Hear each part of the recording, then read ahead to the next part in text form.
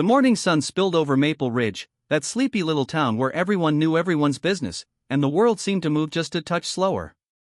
The church bells hadn't yet begun to chime, but the town was already buzzing about the wedding, the one everyone had been talking about for months.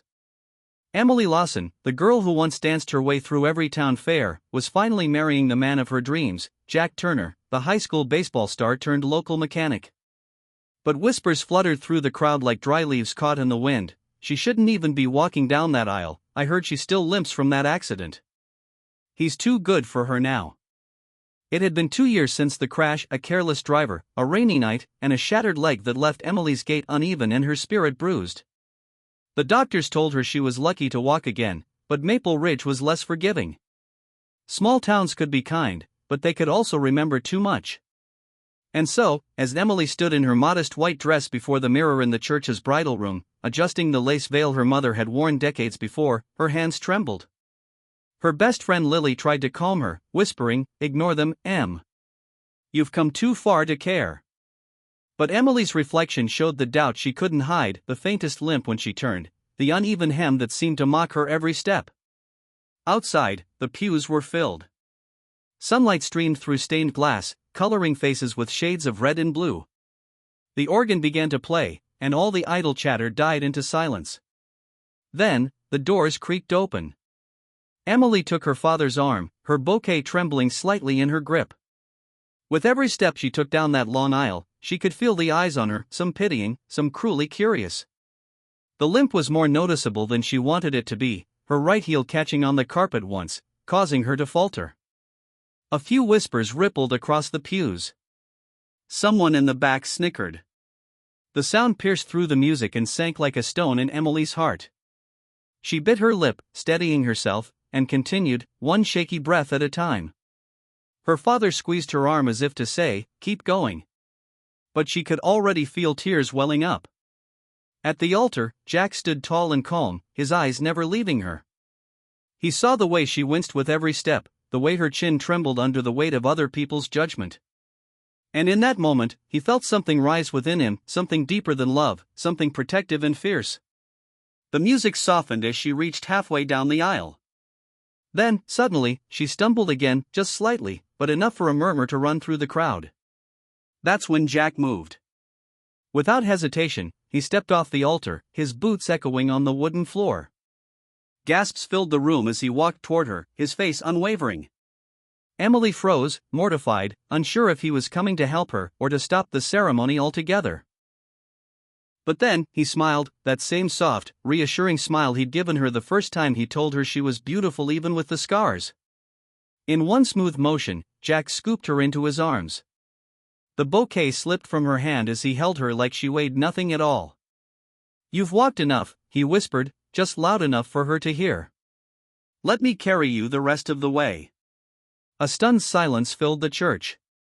The organ stopped mid-note. Even the birds outside seemed to pause. Emily's arms instinctively went around his neck as he carried her down the rest of the aisle, his steps slow and deliberate, his eyes never leaving hers. Every person in that room who had whispered, who had judged, who had doubted, fell silent. The only sound was the soft rustle of her dress against his sleeve. Tears welled in Emily's eyes, spilling over as Jack reached the altar and gently set her down. "You don't have to prove anything to anyone ever again," he said softly. "You already did." The ceremony continued, but something in that room had shifted. The guests who came to gossip found themselves blinking back tears. Emily's father sobbed quietly in the front row. Even the pastor's voice trembled when he said, "You may now kiss the bride." When Jack lifted her veil and kissed her, the church erupted in applause, not polite, obligatory applause, but something real, something that came from the soul. Outside, when the couple stepped into the sunlight, the air was electric with emotion. Strangers hugged each other. The same people who had mocked her minutes earlier now stood humbled, clapping, some wiping their eyes.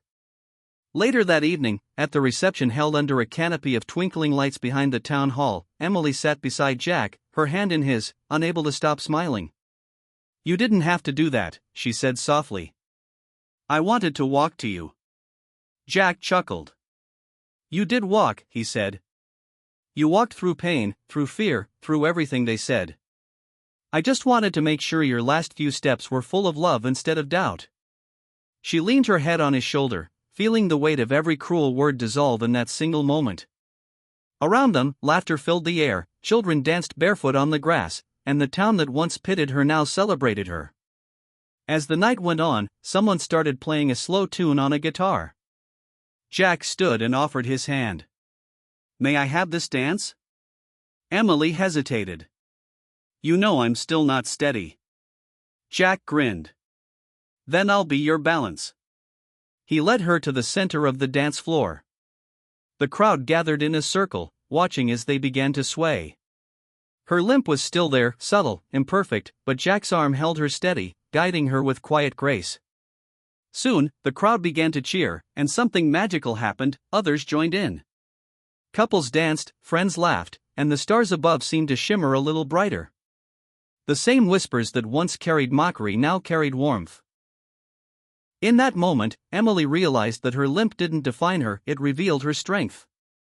It showed the world what resilience looked like, what love truly meant. Because real love, she thought, isn't about walking perfectly together. It's about carrying each other when one can't. That night, as they drove away in an old pickup truck, the words "just married" painted in white on the back window, Emily looked out at the flickering town lights fading behind them. "You changed everything today," she said. Jack glanced over with a smile. "No," he said softly. "You did. I just helped them see it." Years later, people in Maple Ridge still talked about that wedding. Not the decorations, not the cake, not even the storm that rolled in just after midnight, but the moment a groom walked down the aisle to carry his bride when the world tried to make her stumble. It became a story parents told their kids when they wanted to explain what love really meant, when they wanted to remind them that kindness is louder than cruelty. Emily and Jack built a quiet life together on the edge of town, running a small repair shop and a flower stand side by side. Every Sunday, they passed by that same little church, and Jack would squeeze her hand, just like he did that day, and she'd smile back, the memory shining in her eyes. And sometimes, when the evening light caught the window just right, you could still see the faint reflection of that moment, the groom, the bride, and the aisle between them. A reminder that in a world so quick to judge, love has a way of silencing even the loudest whispers.